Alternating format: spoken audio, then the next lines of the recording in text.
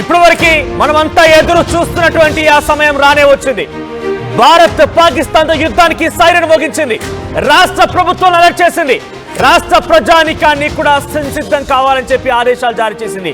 ఇటీవల కాలంలో 2 రోజులుగా అటు కేంద్ర రక్షణ మంత్రి రక్షణ కార్యదర్శితో, హోంశాఖ ముఖ్య కార్యదర్శితో, హోంశాఖ మంత్రితో, వివిధ దళాలకు సంబంధించినటువంటి చీఫ్లతో మోదీ భేటీ అవుతూనే ఉన్నారు. ఈ నేపథ్యంలో ఒక బిగ్ అలర్ట్ జారీ అయింది. రాష్ట్ర ప్రభుత్వాలకి యుద్ధం తాలూకు సైరన్ మోగించే విధంగా ఆదేశాలు జారీ చేసింది కేంద్ర ప్రభుత్వం.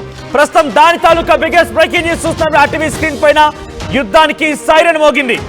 ఆ దిశగా కీలక నిర్ణయాలు తీసుకోబోతున్నారు. అటు దాయాది దేశాల పీక నొక్కేందుకు, వారిని అంతమొందించేందుకు, పాకిస్తాన్ని మట్టి కురిపించేందుకు భారత్ సంసిద్ధమైంది.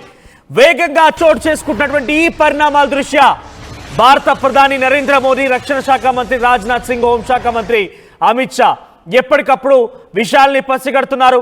నిఘా వర్గాల ద్వారా సమాచారం తెలుసుకుంటున్నారు.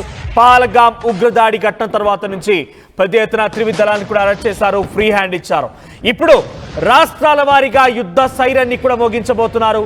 యుద్ధానికి దిగబోతున్నారు. ప్రజల్ని కూడా అలర్ట్ చేస్తున్నారు.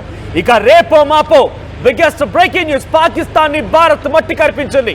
పాకిస్తాన్ ఆర్మీని భారత ఆర్మీ ఢీకొట్టింది. పాకిస్తాన్ కి సంబంధించిన 1000 మంది ఆర్మీ బలగాలు ఆ ఎన్కౌంటర్ లో బలయ్యారు. పాకిస్తాన్ లోని సింధు దేశ్, పంజాబ్ ప్రావిన్స్, ఫక్తునిస్తాన్ ప్రాంతాల్లో, లాహోర్, కరాచీ లాంటి ప్రాంతాల్లో అక్కడి ఆర్మీ బలగాలను భారత్ దెబ్బ కొట్టింది. ఇటువంటి వార్తలనే రేపు మీరు వినబోతున్నారు. మరికొన్ని రోజుల్లోనే ఇటువంటి వార్తలతో పెద్ద ఎత్తున మీరు ఒక్కసారిగా పాకిస్తాన్ని అంతమొందించేటువంటి వార్తల్ని వినబోతున్నారు.